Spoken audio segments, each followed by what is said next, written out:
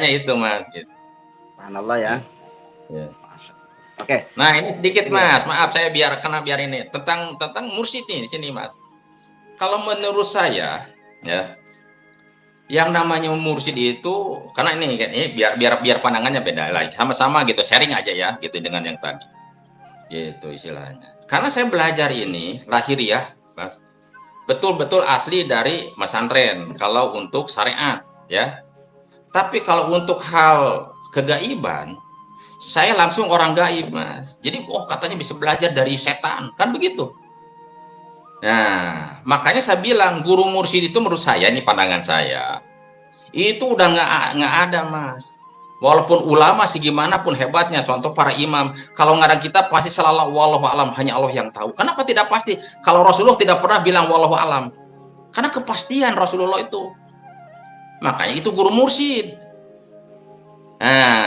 Nah, kalau zaman sekarang menurut saya mau torekat ini, torekat itu bukan guru mursyid, karena dia belum pernah mengalami ke alam gaib. Nah, kalau guru mursyid dia udah seperti para wali nih, ya udah meninggal, tapi kan tidak meninggal. Nah, dia tuh kok suka datang lagi karena tidak meninggal. Nah, dia mengajarkan itu yang guru mursyid kan dia udah tahu dia itu akan ahli surga.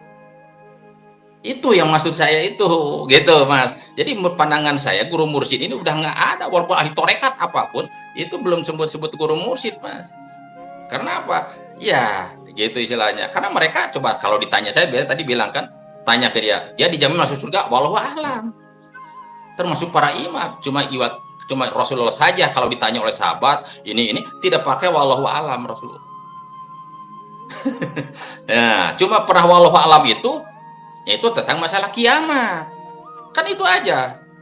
Hanya Allah lah yang tahu, kan begitu. Tapi kalau urusan kemaslahatan dia kan dikasih wewenang. Makanya kenapa bukan sombong, nih saya nabi, nih saya ini, kan menantang. Bukannya sombong, karena memang tugasnya begitu. Untuk memastikan orang biar orang tidak ragu, Mas. Ya, bahwa dia itu utusan. Kan begitu. Ya, makanya pemahaman saya dari tadi seperti Quran, belum ada para mursyid apapun juga mengajarkan tentang ini torekat tentang masalah Quran asli, nggak ada Mas.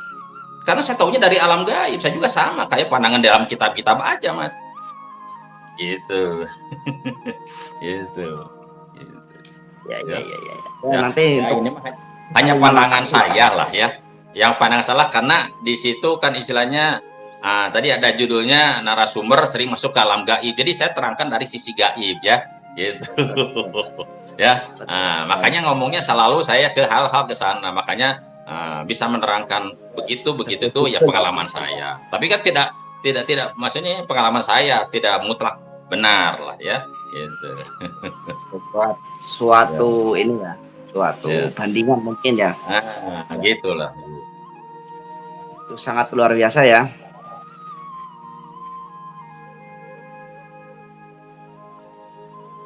Oke, pertanyaan dari saya dulu nih. Pertanyaan dari saya. Di dalam Sunan Kalijogo pernah membuat syair yang begitu indah ya, yang bahwasannya menyuruh bocah untuk menaik pohon blimbing, sedangkan pohon blimbing itu sangat licin itu atau ya, itu paham ya lagunya ya. Itu bisa dijabarkan nggak? Coba dijabarkan nih. Cah angon renek melo blimbing. Kok cah angon apa ya? Betul ya? Iya. Saya lupa. Iya. Karena begini Mas. Itu kenapa menggunakan bahasa cah angon nih, sama persis dengan Ragu Wangi itu. Mohon untuk dijabarkan nih. Gini, ini tidak perlu Mas gini ya, tidak perlu dipercaya aja ya. Saya bilang udah nggak perlu percaya. Saya itu sering berdialog dengan Sunan Kalijaga, makanya saya bilang tidak percaya lah, karena nanti komennya beda-beda orang komen, gitu. Jadi saya ngobrol dengan Sunan Kalijaga, gitu kan, sering ngobrol saya dengan Sunan Kalijaga, gitu istilahnya. Saya pertama nanya pewayangan, ya, apakah udah terjadi atau belum? Saya tanya begitu. Katanya pewayangan ada Kurawa gitu, ada Kurawa, ada Bhisma, ada ya gitu, ada Arjuna, ada begitu kan begitu. Saya tanya dulu gitu. gitu. Nah, saya tanya dia, itu sebetulnya yang nanti yang akan terjadi itu, yaitu Imam Mahdi yang namanya, yang nanti menceritakan tentang masalah ayat yang kayak ini gitu kan istilahnya, yaitu Pandawa 5 gitu, itu ada yaitu nanti Imam Mahdi itu ada ceritakan, bukan yang pernah terjadi ada pewayangan namanya begitu, nggak ada itu katanya. Jadi meramalkan para Pan wali ya. pun ya, jadi para wali pun udah meramalkan, Satria Pin itu udah diramalkan. Ya, makanya tadi bocah Angon kenapa larinya ke Jawa Barat? Itu kayak seperti Prabu Siliwangi. Nah, di sini apakah nih, maaf nih ya, apakah kita percaya ramalan Joyoboyo? Apakah kita percaya ramalan Sunan Kalijaga? Kan begitu. Nah, Sunan Kalijaga ini, maaf ceritanya, Sunan Kalijaga begitu sakti sampai bisa mengalahkan, makanya ada ajaran antara maut qoblal maut, karena untuk membunuhnya Siti Jenar itu semua para wali 9 tidak ada yang melakukan, yaitu Sunan Kalijaga harus setelah ditunjuk dipilih harus dikubur, kan begitu, puasa ngeluang kan gitu ya. Nah, disitulah katanya ketemu dengan Rasulullah, dikasihlah jubah Rasulullah, baru bisa mengalahkan Siti Jenar, bisa dibunuhnya itu oleh Sunan Kalijaga, kan begitu ceritanya. Nah, tapi kenapa Sunan Kalijaga begitu sakti tidak bisa mengalahkan waktu perang dengan Prabu Siliwangi, tidak bisa mengalahkan Prabu Siliwangi, malah minta tolong ke anaknya, ya Roh Kidul itu pusaka, kan aneh. Apa ini cerita kan gitu. Nah, jadi udah jelas Prabu misalnya Sunan Kalijaga pun udah bisa mengetahui gitu. Jadi turunan siapa yang akan jadi, dari daerah mana yang akan jadi Satria Piningit itu. Makanya dia larinya sama ramalnya seperti bocah Angon, karena Sunan Kalijaga begitu sakti pun tidak bisa mengalahkan Prabu Siliwangi. Itu Gitu. sebentar. Itu saya tertarik dengan yang tadi sampean katakan, itu perwayangan itu berarti belum Belum. terjadi. Yang bisa perwayangan itu berarti untuk masa depan atau masa yang sudah terjadi. Iya, untuk masa depan itu. Ya makanya wajar gitu kan, kata-kata Joyoboyo wajahnya gitu kan, ganteng, makanya kan grup-grupan Pandawa 5 itu yang gagah kayak Bisma, Arjuna gagah gitu kan, gitu ya, gitu, Gatot Kaca kayak begitu kan istilahnya gitu. Nah, itu yang 5 itunya itu nanti akan memimpin, yaitu untuk SP, itu ramalan setannya itu ke Sunan Kalijaga, ternyata yang akan datang nanti yaitu Imam Mahdi atau Satria Piningit. Itu cerita pewayangan itu. Gitu.